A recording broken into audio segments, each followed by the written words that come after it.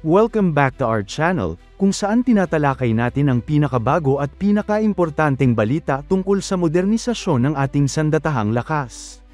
Ngayon, tatalakayin natin kung paano ang shipbuilding o paggawa ng barko sa Pilipinas ay hindi lang simpleng industriya, pwede itong maging susi sa isang industrial revolution para sa bansa. Ganito ang pamagat ng op-ed article ng Ambassador Melvin, From Sea Power to Industrial Power, Shipbuilding Can Spark a Filipino Industrial Revolution. Ano ba ang ibig sabihin nito? Bakit shipbuilding? Bakit ngayong panahon? At ano ang mga hakbang na kailangan para mas ulit ito ng Pilipinas? Pero bago tayo magpatuloy, tandaan natin na ang matatag na Pilipinas ay hindi lang nabubuo sa lakas militar, kundi sa maayos na pamahalaan, paglaban sa korupsyon, pagtanggi sa political fanaticism, at pagsugpo sa fake news.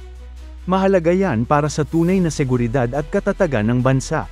Una, ang Pilipinas ay isang archipelago, binubuo ng higit 7,000 isla. Ibig sabihin, likas na may koneksyon tayo sa dagat, transportasyon, maritime trade, ship repair, at iba pa. Ganun din sa geopolitics, kapag maritime power ka, may strategic value ka rin. Ambassador Melvin mismo ang nagsabi na may rare chance ang Pilipinas na maging global shipbuilding hub. Pangalawa, ang mundo ngayon ay may shift sa paggawa ng malalaking barko, modular shipbuilding, green shipbuilding, ibig sabihin, barko na may low emissions, may modernong teknolohiya, at may mas mataas na value added. Si Melvin ay nag-urge na gamitin ng Pilipinas ito bilang oportunidad para i-boost ang manufacturing sector. Pangatlo, ito rin ay relevant sa defense at maritime security. Kapag kaya mong gumawa, mag-assemble, mag-repair barko sa Pilipinas, hindi ka masyadong dependent sa labas ng bansa, malaking advantage sa strategic autonomy. Kahit hindi direktang sinabi sa article, makikita natin na may overlap with ship repair, maritime logistics, naval assets, at syempre civilian shipping. Kaya, shipbuilding katumbas strategic industrial sector.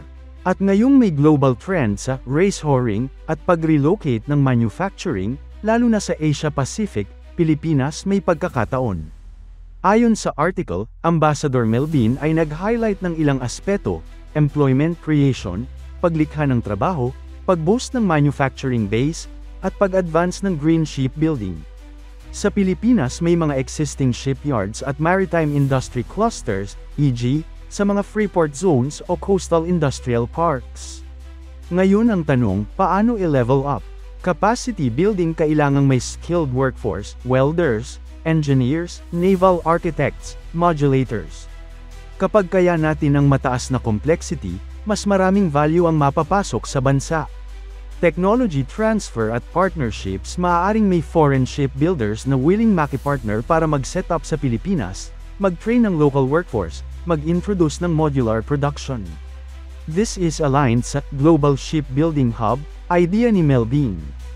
Green shipbuilding barko na may low carbon, efficient propulsion, possibly hybrid or alternative fuels. Article mentions green, modular shipbuilding. Supply chain integration, dapat hindi lang shipyard ang aktibidad. Steel fabrication, electronics, system integration, component manufacturing, may value chain na bumuo sa loob ng bansa.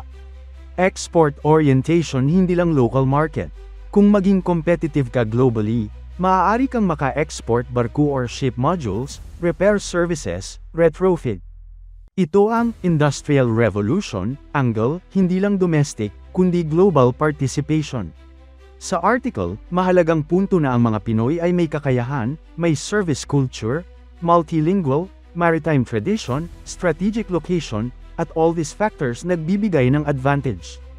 Ambassador Melvin hinikayat ang Pilipinas na gamitin ito. Halimbawa, maraming kabataan sa coastal areas ang may exposure sa shipping, boat building, maritime trade, biyaya ng dagat. Kung ma-organize at mapagsama ang talent natin, marami tayong ma-offer sa global market. Pangalawa, geographic location, nasa heart ng Asia Pacific, malapit sa shipping lanes, malapit sa mga demand centers, Japan, Korea, Australia, sa Asia. Kaya may pagkakataon tayo na maging hub rather than peripheral. Pangatlo, cost advantage relative sa ibang bansa, labor cost sa Pilipinas mas competitive. Pero ang key ay, value, hindi low cost lang, dapat quality, efficiency, reliability. Kapag na-deliver natin yan, mapapansin tayo. Kaya ang tumayo rito, ang galing ng Pinoy, kapag suportado ng tama, may world-class potential. Hindi lamang paggawa ng barko, kundi paggawa ng barko sa Pilipinas, ng Pilipino, para sa mundo. Of course, hindi biro ang magiging proseso.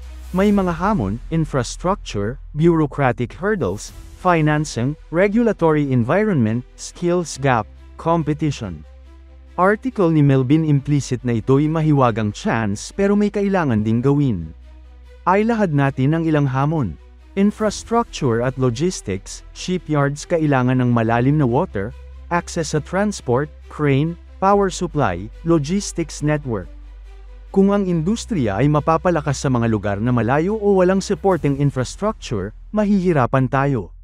Regulatory environment at governance, kailangang may consistent policy support, stable investment climate, mga permits and standards na hindi lang paakit kundi nagsusulong ng industry growth. Skills gap, kailangan training, vocational education, partnerships sa technical schools at universities para may workforce. Competition, may ibang bansa rin na naghahabol ng shipbuilding hub status, e.g., Vietnam, Malaysia, maybe Indonesia. Kailangan tayo mag-differentiate, quality, green shipbuilding, special niches. Financing at investment, mahalaga ang capital-intensive ang shipbuilding industry. Kailangang may long-term investment, maybe government incentives, possibly public-private partnerships. Environment-friendly standards, green shipbuilding may higher initial cost, may certification standards. Kailangan ito at may global demand para rito. Paano ito malalampasan? Ilan sa mga solution, government and industry collaboration, dapat may roadmap, Philippine Shipbuilding Industry Roadmap, na may clear phases, goals, incentives. Cluster development, ilagay ang shipyard sa coastal zone na may integrated supply chain, training facilities, port services. Focus sa niche, halimbawa, modular ship modules, retrofit of existing ships, green coastal vessels, patrol boats para sa maritime security, which ties sa defense, maritime strategy. Upskilling workforce, technical and vocational training, apprenticeships, internships sa shipyards abroad, foreign partnerships. Marketing sa global market, showcase ang Filipino capability, secure contracts, build reputation. Encourage sustainable practices, green shipbuilding, eco-friendly materials, life cycle cost analysis. Ito ang magiging edge natin. Bakit tinawag na Industrial Revolution? Kasi kung matrigger natin ang shipbuilding sector to high value, may multiplier effects, manufacturing base lumalago, supply chain lumalawak, teknolohiya lumalapit, trabaho lalago, export earnings tataas. Ambassador Melvin uses this notion. Jobs, marami ito mula skilled craftsmen, engineers, welders, project managers, auxiliary services, logistics, transport, utilities. Manufacturing, hindi lang barko ang output, kundi components, modules, electronics, interiors, possibly export components. Technology spillover, kapag upgrade tayo, may tech transfer, innovation, higher productivity, parang sinasabi niya, sea power to industrial power. Strategic, defense benefit, may local capacity para ship repair, build naval, maritime assets, reduce reliance sa imports. Regional leadership, kapag nag-excel tayo, posibleng maging regional hub, mag-attract foreign investment, maging bahagi ng global value chains. Sustainability, green shipbuilding means long-term viability, competitive sa future global market where decarbonization is key. Sa kabuuan, ang shipbuilding sector pwede maging isa sa mga bagong anchor ng industrialisasyon ng Pilipinas, hindi lamang serbisyo, hindi lamang agrikultura, hindi lamang mining and extractives, kundi manufacturing, value-adding, global participation. Para sa inyo mga ka-channel, ano ang dapat bantayan at paano kayo makakasali o makakaambag?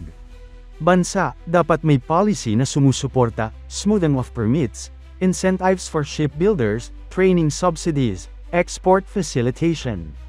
Industry players, private companies at foreign partners, mag-invest, mag-set up joint ventures sa Pilipinas, mag-train mga lokal na tauhan.